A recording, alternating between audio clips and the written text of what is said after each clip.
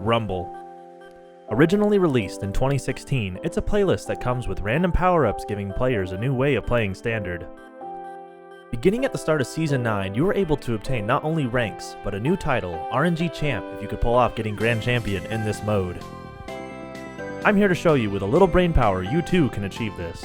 So get ready to learn as I show you the secrets and tricks to becoming an extra mode master. As someone who likes extra modes enough to get every extra title available, I'd like to show you what I've learned over my journey so that it might help you. The first extra mode I ever got Grand Champion in was Rumble, and although I had a lot of help from my skills imported from Standard, it wasn't the only reason I was able to achieve this. It might seem like RNG at times, but I can assure you, there's ways to have an advantage over the other team. Each power-up offers a unique way to get the upper hand on your opponents, and all it takes is a little strategy to optimize them. I'll start by putting all the powers into a tier set from F being the least valuable to S being the most. There are 11 power-ups total, and although I'm ranking these, they can all be used very effectively. Seeing as how this is my personal list, I decided to run these rankings by SB3, a top 100 Rumble player, and he agreed that the list seemed fair. I'll be going over the list starting at the bottom and working my way up to the more valuable Rumble power-ups because those will have more impact on a game. The main strategy I will be going over is going to be used on a standard map. There are some maps that have different sizes like the Octagon, but the strategies can still be used similarly. The first power-up I'm going to be going over is the Disruptor. As this is the weakest power-up on the list, I'd try to use this as soon as possible on either a defensive player about to defend or an offensive player trying to strike. Because the distance required to use the power-up is about a third of the field away, the ideal spot to use this would be in the midfield, as it'll cover both offensive and defensive scenarios. However, it would not be ideal to save this power-up, so if you're not in a position to use it effectively, using it on a random player will still halt their rotations enough to be useful. When activated, the Disruptor will be in use for 5 seconds, so use this time to take advantage of what the Disruptor causes on the field. Also remember that if you alter your camera swivel, you will be able to target the closest player that's in your camera view. So if you're on controller, warm up that right thumb you never used because this is the perfect time to use it. The Swapper. A very unique power-up and its ability to be used anywhere on the field. This is another case where you have been given a lower tier power-up and should use it decently quickly in order to get a more effective one. A good tactic I try to use is to always target the last man back on an offensive play or the first man up in a defensive play. Another strategy I typically use for this is to drive up on the ceiling and allow my car to drop before teleporting. This puts the other player you have teleported with in a very jarring and uncomfortable spot, and once they recover, they won't be able to help their team much. Keep in mind that you'll be in a location you're teleporting your opponent, so try to have a strategy you can use when you swap. Once I've teleported and assured a defensive push is happening, I like to either be open for a pass or bump the defense around to cause confusion. Always be on the lookout for a good play.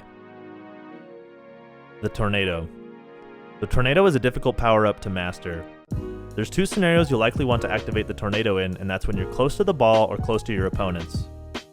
Since the ball is unlikely to come up to the midfield, it's more likely you'll get the ball in the backfield or mess up defenders in the opponent's net.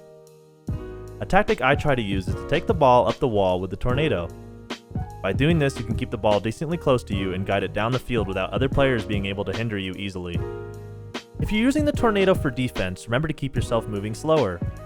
For a car to be consumed by your vortex, you have to give it time. If you're moving too fast, your opponent will fly, but you will have failed to capture them, so slow it down because the Tornado will be active for 8 seconds, giving you plenty of time. Although it's difficult, don't forget a Tornado can score. Keep the ball close and activate the power-up while your car is slightly in front of the ball. This will launch the ball forward and hopefully on net. The Freezer. Although this is typically a defensive power-up, this can still be implemented while on offense. I definitely like to focus more on the defensive capabilities as it will counter most other power-ups quite well. Since you have to be a third of the field away to activate it, being closer to your net with this power-up is ideal. Once the other team has failed and your team counterattacks, I like to push up to midfield, and when they try to boom the ball over you, you can stop its speed and head back to readjust. Be aware that most players are very used to how the ball moves. You can take advantage of this by activating the freeze when you notice an opponent has committed themselves to this habit. Also remember that if you're too far out to reach to make a save, you can save it as close as comfortable to the goal line to give distance between the ball and your opponents. Take time not to panic and you'll eventually get this timing down to grab the ball while your opponents are celebrating a goal they never got. The Boot. Since this power-up can effectively take someone out of the play, you want to be sure to use it on someone who's about to do something important. Since the big 3 things you can do in Rocket League are score, pass, or save, stopping any of these gives your team an advantage. With the boot, you want to follow the action of the ball closely so you can interfere best. Be ready to work your camera to adjust who the boot will kick, because if a shot is flying downfield on net and you can kick a defender out of the way, that's likely a goal. Be sure to stay behind the ball, and you'll be able to counter some of the more stronger power-ups, such as the magnet or spikes. Even though the boot is lower on the tier list, you can still use it effectively in a pinch. One example was when my opponent froze the ball so I couldn't read its path properly. His full intention was to hit the ball with no one noticing. I waited until he committed himself so he would fully be out of the play, then activated the boot to counter him. The grappling hook. A guaranteed touch on the ball puts this power-up higher on the list. If you get your timing down properly, your touches with the grappling hook can put your team well ahead. You want to be sure you are behind the ball all times on this because you won't be able to use the grappling hook once you're ahead of the ball. Another thing to keep in mind is that it's difficult to follow up your touch, so don't use your boost while flying through the air. Let the grapple do the work. If you're in midfield and notice a defender hit the ball towards one of the corners, that's your chance to use the grappling hook and ensure the ball does not leave. This will likely cause a pass back middle without you having to use any boost at all. If you find yourself out of position on defense, have no fear. The grapple will guide you with a good save with no boost wasted. If you match the velocity of the ball going sideways, your car will usually hit the ball back, on, or close to net. This can be really useful because most players will not be ready for this dunk. Also be aware of your timing. If you get this down when a player is in front of the net, you have a great position to dunk them. The power hitter. Once you activate this power up, be ready because you're stuck with it for 12 seconds. Combine this power up with an ability to power shot and you can have an unsavable shot from most places on the field. If you're not the most accurate, don't be afraid because a big hit from this will make most players want to stay back, giving you extra time. However, if they don't want to head back, getting a power clear will make the entire defense panic and likely put your team in a spot to score. Once I have hit a clear, I like to sweep the opponent's net and try to find cars to bump. Instead of simply getting bumped, this power up will boost your demo capability and even a touch will leave them demoed and out of the play. A well-placed power shot is very important to this power up because it amplifies the speed on the shot to such an immense level. The only limit is making sure your accuracy can be shot somewhere on net. Since the speed will be doing most of the work, you can be quite confident as long as you have your timing and practice down. The Magnetizer. Now we begin our journey into power-ups that give good potential for goals. The magnet is unique because it will follow your car's trajectory in a way that will be hard for defenses to read. It is ideal to be in the air because you turn the ball's movement from 2-dimensional to 3-dimensional. I like to go for a 50 and right on contact, side dodge and activate the magnet. You'll usually steal the ball away and be in a position to aerial towards the enemy net without much opposition. Make sure to use this power up as close to the ball as you can because the second you become unattached, it is unlikely the ball will return. Since you only have 6 seconds with this power up, be sure to have a good plan before using it and strike effectively. A tactic I like to use is to activate the magnet while in air. Most players will be ready to block a shot or pass instead of the arc created from the magnet.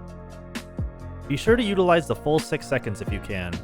Finesse is your friend, so remember to take things slowly once you're in the air.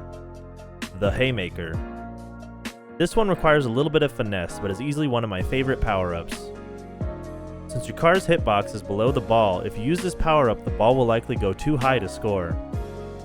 A good way to counter this is a combination of getting your car higher than the ball and allowing the ball to have some downwards momentum. By having downward speed, if the Haymaker hits the ball upwards, it will negate it and have a normal trajectory on net. The Haymaker also serves as a tremendous defensive tool. If you're in net and activate the power-up before the ball is scored, it will not be a goal. I really like this power-up because it can be self-reliant. If you chip the ball up and wait for it to have that slight downwards momentum, you will cancel it and fly directly towards the net. If you're good at reading bounces, be sure to be ready, because if you can catch someone hesitating, you're one solid Haymaker away from scoring. Spikes. Spikes is one of the few power-ups I will reserve. Since you only have 4.5 seconds to use it, the timing has to be just right. The scenario I usually seek out is a clear from an opponent into my backfield.